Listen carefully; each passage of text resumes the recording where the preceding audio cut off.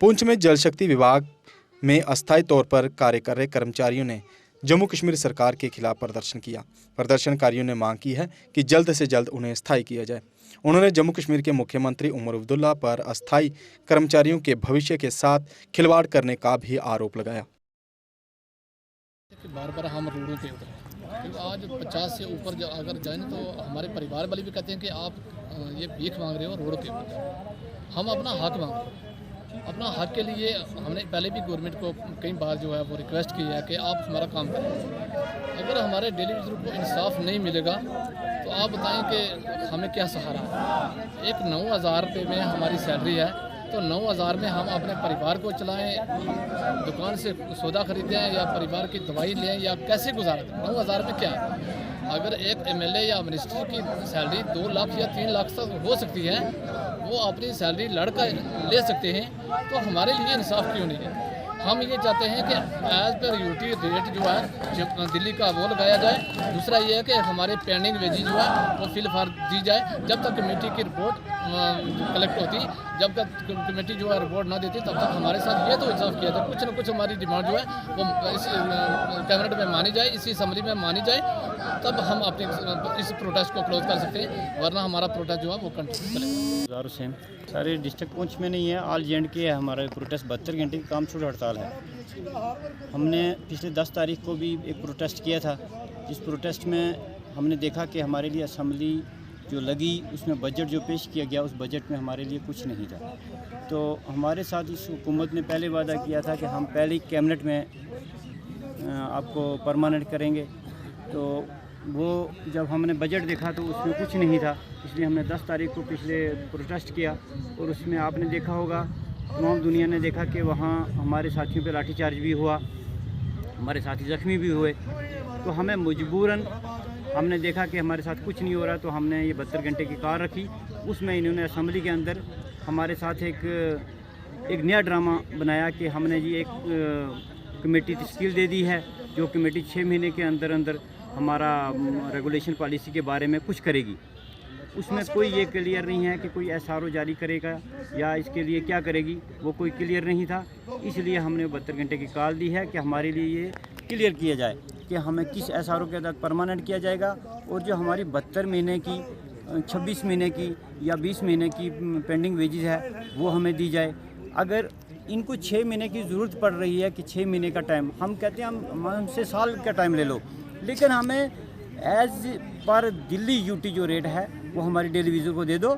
जो लद्दाख हमारे कल तक हमारे जम्मू कश्मीर का हिस्सा था, वहाँ जो रेट लगा है, वहाँ भी एलजी सरकार हैं, यहाँ भी एलजी साहब हैं, तो उनके हाथ में है। मैं उनसे गुजारिश करता हूँ कि आप वही डेली वीज़र का जो रेट आपने लद्दाख में लगाया है या दिल्ली में जो रेट है वही हमें दे दो, तो हम आज ही स्ट्राइक छोड़ के अपने काम। सर आगे हमारा यही स्टेप है कि हमने बंद तो करना नहीं है ना, हमने काम नहीं करना, हमारी स्ट्राइक जारी रहेगी जब तक हमारा काम नहीं होता। अब हम लड़ते लड़ते कोई 30 साल किसी की सर्विस हो गया, किसी की 25 साल हो गए, और यकीन मानेंगे कि कई ऐसे साथी हैं जो एक्सपायर हो गए इस ड्यूटी के दौरान, उनके परिवार को कुछ नहीं मिल रहा है। खाली हर साल किसी फंड से उनको 50,000 या 30,000 रुपये उनके परिवार को दिया जाता है पेंडिंग वेजेस समझ के। मतलब उनके लिए ये हेल्प नहीं है कि उस मुलाजम ने हमारे यहाँ काम किया है, उसके लिए कुछ ना कुछ परिवार को दिया जाए, या उनके किसी बच्चे को या उसकी घर वाली को कोई पेंशन, मतलब 2,000 तो दे सकती है गवर्नमेंट, वो भी नहीं मिल रहा है। हम गवर्नमेंट से गुजारिश करेंगे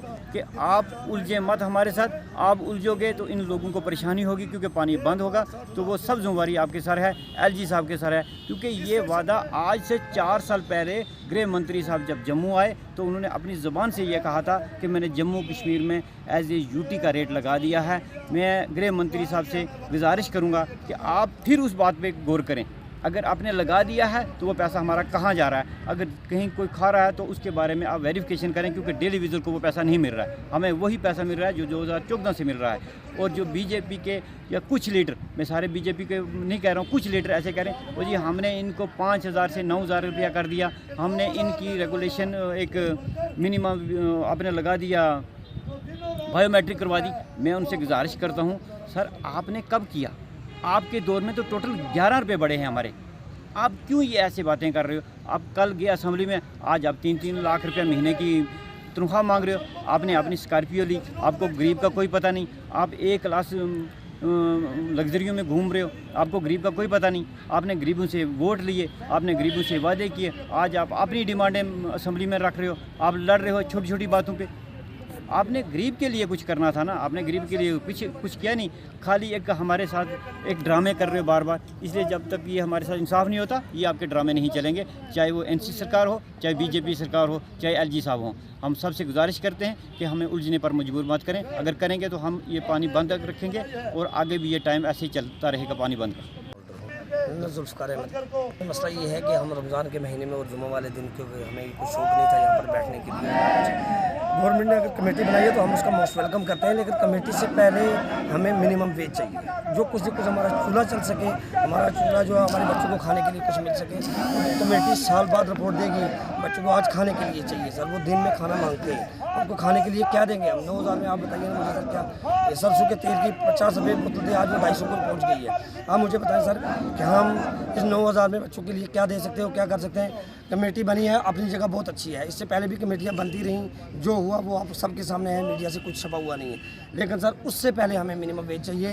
लद्दाख में बगैर प्रोटेस्ट के, बगैर किसी एहतजाज किए उन लोगों को अगर मिनिमम वेज वो गवर्नमेंट दे सकती है, तो हमारी गवर्नमेंट इतनी नालायक क्यों है कि वो हमें मजबूर करती है रोडों के ऊपर उतरने के लिए, पानी बंद करने के ऊपर हमें मजबूर करती है, वो भी रमज़ान के महीने में। हमारी ऊपर से जो हमें डायरेक्शन दी गई है वो 72 घंटे के लिए दी गई है। अगर गवर्नमेंट ने कुछ चीज़ मान ली तो ठीक है, नहीं मानेंगे तो एक्सटेंड करेंगे, उसको बढ़ाएंगे। अब हमने जीने मरने का फैसला कर लिया, अब अपने हक के लिए हम लड़ेंगे और फैसला करवा के जाएंगे। साईओम पावर सिस्टम लाए हैं एक्साइड ई रिक्शा पर होली व नवरात्र विशेष छूट ऑफर।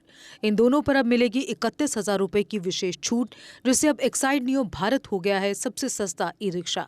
एक्साइड नियो भारत मिलेगा अब मात्र 1,60,000 रुपए में, जबकि एक्साइड ई रिक्शा मिलेगा 2 लाख रुपए में।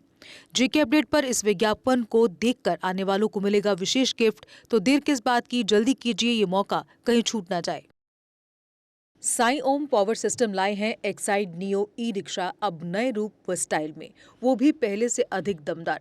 एक्साइड नियो में अब आया है बड़ा डैशबोर्ड, वो भी एंड्रॉयड डिस्प्ले के साथ, USB charger with powerful sound system के साथ, जबकि एक्साइड नियो अब आ गया है लेड एसिड के साथ लिथियम बैटरी में, जो देगा आपको एक बार चार्ज करने पर 130 किलोमीटर माइलेज। 1200 वॉट की पावरफुल मोटर हर चढ़ाई को बनाए आसान।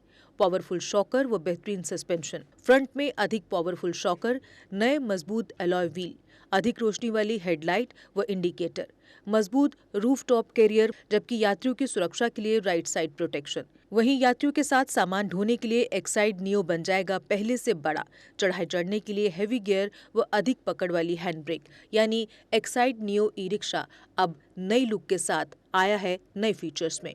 तो देर किस बात की, आज ही आएं और ले जाएं अपना नया एक्साइड नियो ई रिक्शा। हमारा पता है Saiom power system, last Matador stand, Anand Nagar, Bohri, Jammu. Phone number 0191 255 4360 255 4359। Jammu Kashmir की खबरों के लिए जुड़े रहिए जेके अपडेट के साथ।